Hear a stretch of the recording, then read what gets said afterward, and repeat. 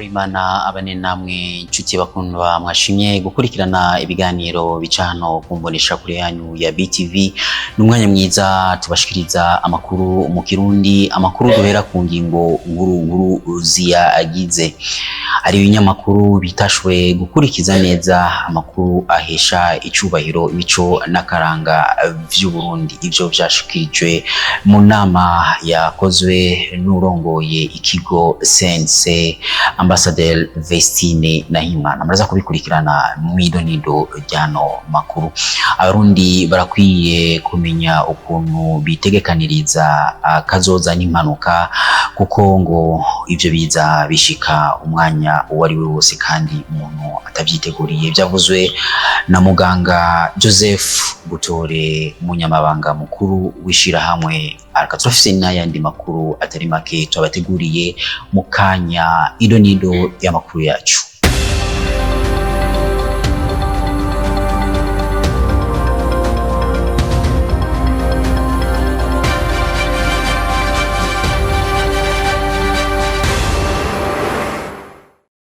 Nongeye kubaramutsa ndabani ikaze kugira ngo mukurikirane idonido ry'amakuru twabateguriye.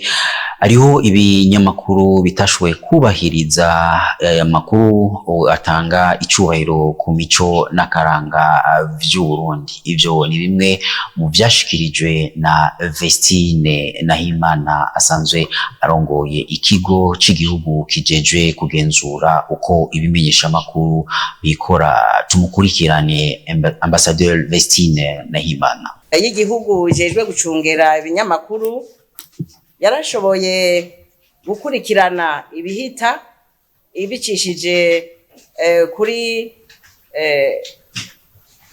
centre de monitoring muri vya biro bisanzwe biri mu biro mu nama nkuru yo kumenyesha amakuru, bikaba bijejwe gukurikiranira hafi ibihita ku maradiyo, ku mateleviziyo, ku vyandikwa ku mbuga ngurukana bumenyi, eka mbere no ku vyandikwa ku nkaratasi.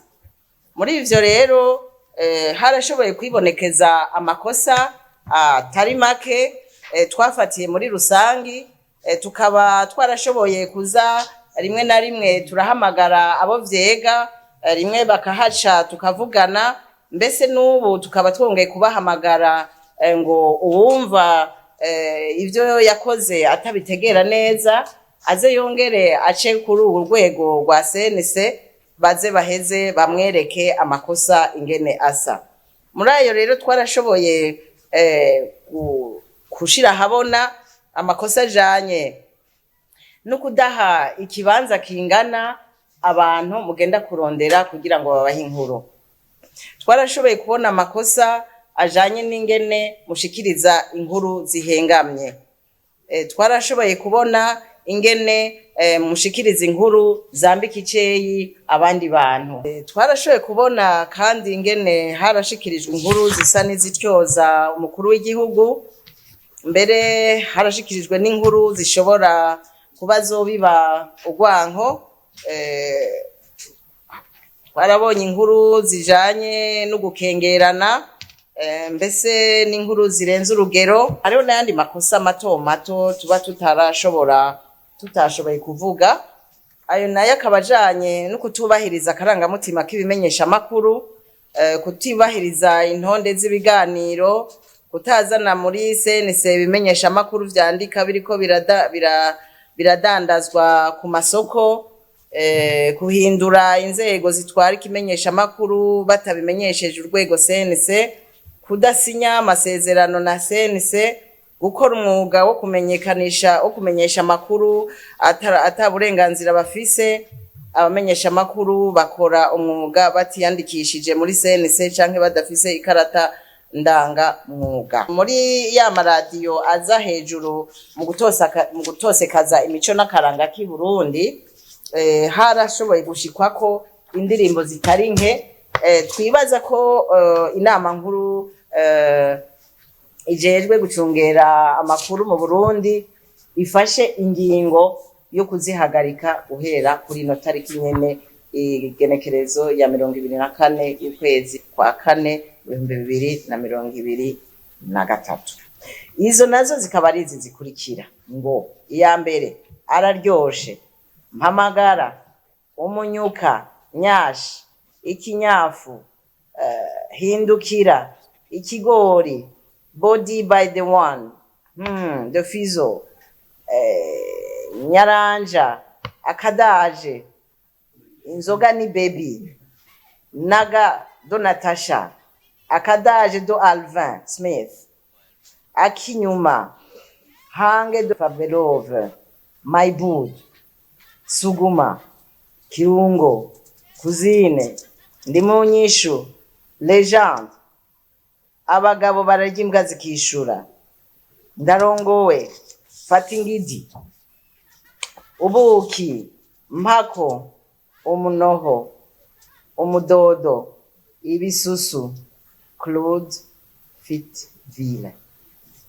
Izo ndirimbo ko duheje kuzivuga, ikinyamakuru kizihenda kigasubira kuzicishako aho gikorera ntikizovuge ngo nticabimenye. Abarundi barakwiye kwijukira kwitegekaniriza kazoza umwanya kuko impanuka zishika umwanya wose kandi zigashika zidateguje umuntu. Vyavuzwe n'urongoye n'umunyamabanga mukuru arongoye ishirahamwe Alka Dr Joseph Butore asubirirwamo na mugenzi wacu Jules Verne Nakimana. Les médias ont un rôle important à jouer dans la sensibilisation des différents publics et groupes cibles pour une culture de l'assurance basée sur le respect de la réglementation en matière des assurances.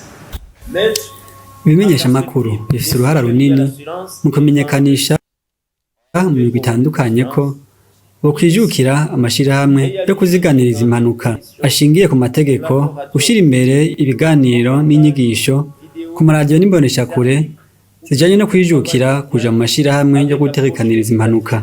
Impande yo gufasha guhamagarira abanyagihugu guhurumbira amashirahamwe yo gutegekaniriza impanuka, kikigwa kandi n'akaryo keza ko gutahura ko ivyo gutegekaniriza impanuka bifatanye n'ubuzima bwacu, kuko ivyo dukora vyose, haba ivyo dufungura, ivyo dukoreramwo, ivyo twambara n'ivyo tugenderamwo, bitegerezwa gukenera gukingirwa umwanya wari wo wose. Ndemeza ko aka kanya kaza gufasha mu guhanahana ivyiyumviro na cane cane gukora ibiganiro vyinshi bihamagarira abantu guhurumbira amashirahamwe yo gutegekaniriza impanuka no kubahiriza amategeko abigenga.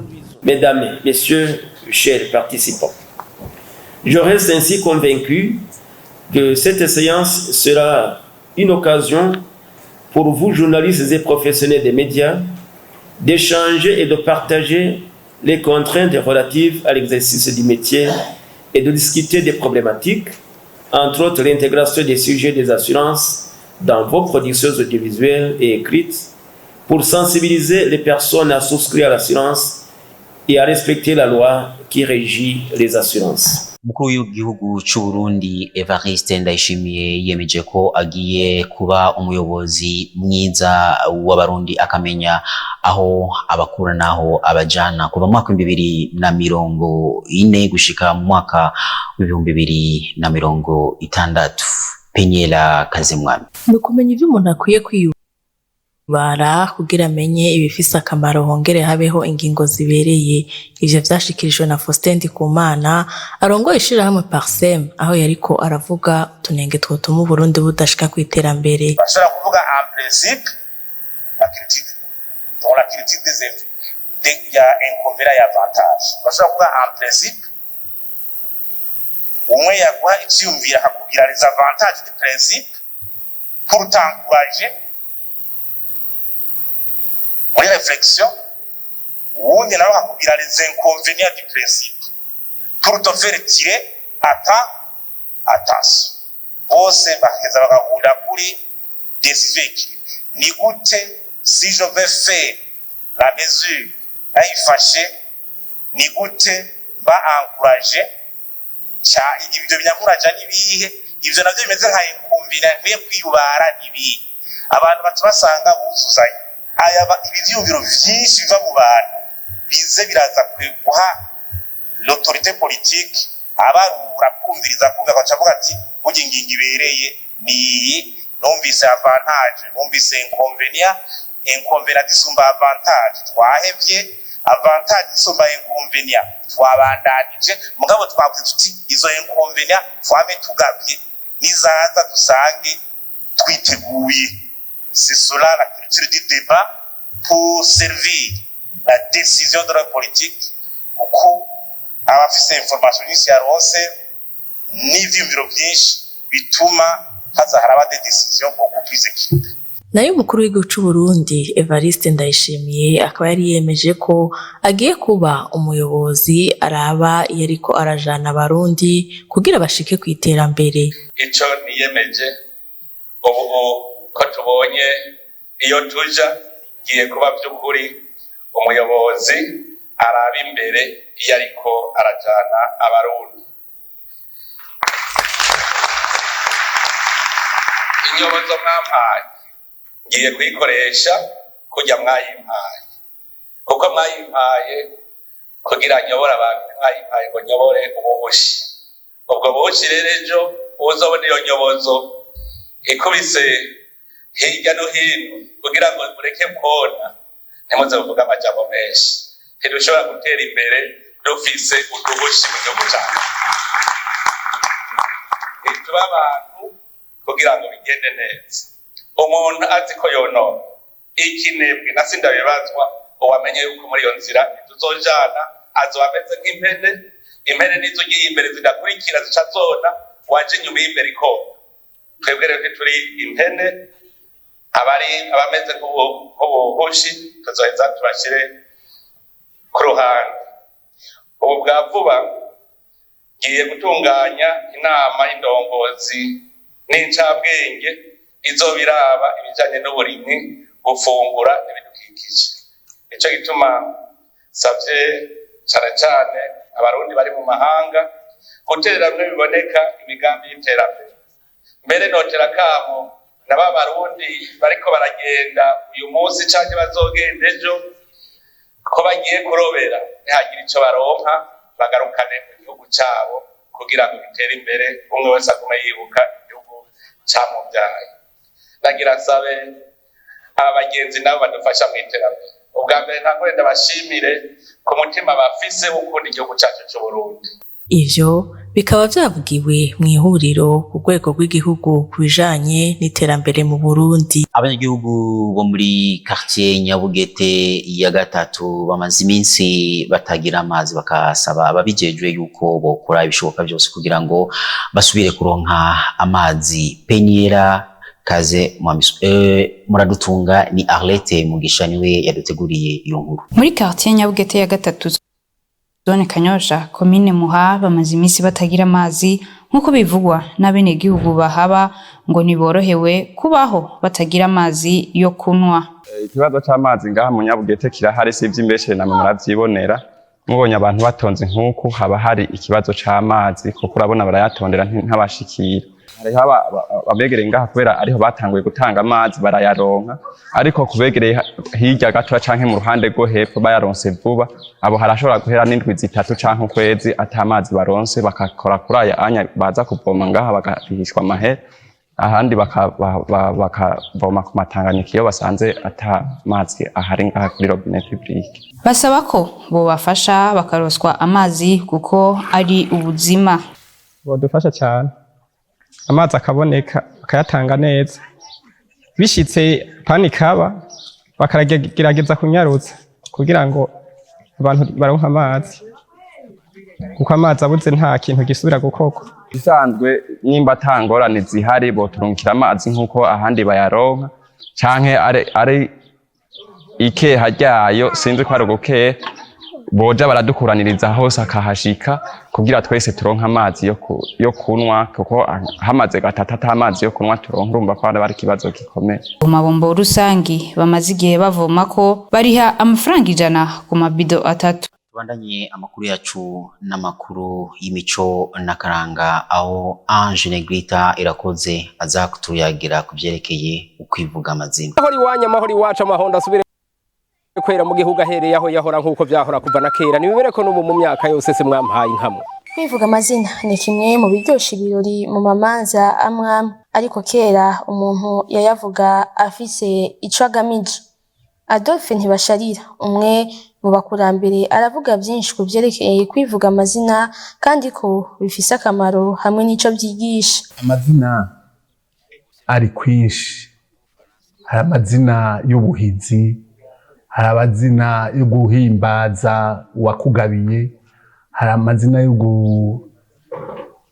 yo gutaka inka ngena imeze, kuyivuga ngene iteye, hari amazina n'ay'igihugu. Kandi amazina rero hajya ni ukugira ngo ubwire ene kwa kera ko abantu bavuga amazina bakugira ngo umenye icari mu buzima bwiwe, ico yakoze mu buzima. Akamaro k'amazina bwa mbere hoho bakoresha ikirundi kiryohera amatwi y'abantu, kandi amazina atuma n'abakiri bato bafatirako aho karanga ko kwihaya, ko gukora iciza nawe ukazocivuga, kuko umwe wese yihaya ico yakoze. Bizimana Atanazi, benshi bazi nka Kiraya, asanzwe avuga amazina mu manza zitandukanye, aremeza ko kwivuga amazina bisigura ahanini gushima, ariko bitagikorwa ahanini nka kera. Manza uri kuravuga amazina, urabona uri kurashima, uri kuvuga mu kibanza curya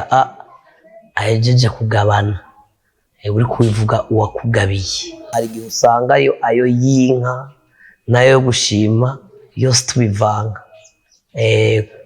kumbure kubera bitabitswe ngo bigende birigishwa, tuca dutora vya bindi vy'abakera, mugabo ugasanga bamwe tubitora tutazi ati ikibanza cavyo ni iki, kinaco ikibanza cavyo ni iki. Muri ayo mazina hakaba harimwo n'amazina bita ay'ubwoba umuntu yavuga iyo ariko arataha kugira abantu bamenye aho ageze. Amakuru yacu tuyarangirize n'amakuru avugwa mu vy'inkino tushikirizwa na Jules Boris Ingabire. Mu mpera zino ndwi hariko harakinwa ihiganwa ry'icicaro ca mbere ku ruhande rw'abahungu mu mupira w'amaguru Primus League, aho bari bageze ku ndwi igira ya 26 y'iryo higanwa. Umugwi wa Vitalo FC usanzwe uri mu migwi igwanira kuja mu bibanza bine vya mbere wari konganya ubusa ku bundi n'umugwi wa Top Junior ndetse n'umugwi wa Messager Ngozi ugwanira ivyo bibanza nyene ukanganya n'umugwi wa Tigre Noir. Nayo Flambeau du Centre mu kibanza ca kabiri ko itsinda ibitsindo bine kuri kimwe mu Magara Young Boys, harimo ibitsindo bitatu vy'umukinyi Igakwaya Leonard. Nayo ku ruhande rwa Magara Young Boys igitsindo kimwe rukombi cabonetse kiba cinjijwe na Girumugisha Jean Claude Batazira Musauza. Bumamuru yo mu ntara y'Ibitoki isanzwe iyoboye ihiganwa rya Primus League ariko itsinda ibitsindo bitanu ku busa umugwa Interstars ko kibuga Urunani. Ubu tuvugana nuko umugwa Bumamuru uza mu kibanza ca mbere ndetse n'amanota agera kuri 58. Umugwa Flambeau du Centre ukaza mu kibanza ca kabiri n'amanota agera kuri 57. Vitalo FC iza mu kibanza ca gatatu n'amanota 48. Messager Ngozi mu kibanza ca kane ndetse n'amanota 47. Umugwi wa Aigle Noir wariko itsindwa n'umugwi wa Rukinzo FC uri mu kibanza ca gatanu ndetse n'amanota agera kuri 43. Umugwi wa Top Junior niwo ubarizwa mu kibanza ca nyuma ndetse n'amanota agera kuri 18 n'ideni ry'ibitsindo 20. Umukinyi Saida Ntibazonkiza asanzwe akinira umugwi wa Simba Sport Club bari kumwe n'umugwi nyene baratsinze urukino ugwa mbere rwo mu gice ca kane gishera icanyuma mu iganwa rya CAF Champions League batsinda umugwi wa Wydad Athletic Club. Saida Ntibazonkiza akaba ari mu bakinyi 11 batanguye mu kibuga. Urukino rwo gusubirizwa rukazobera mu gihugu ca Maroc no mugwi wa Wydad Athletic Club. Ikuye nkuru ivuga amakuru y'inkino turangirije ko amakuru yacu twabateguriye kuri no munsi, tukaba tubashimiye mwese mwashoboye kuyakurikirana, ariko dushimire n'abamenyesha makuru ba BTV ndetse no mu buhinga bw'ivyuma mwadufashije kugira ngo ano makuru ashobore kubashikira atankomanzi. Imana ibafashe naho butaha.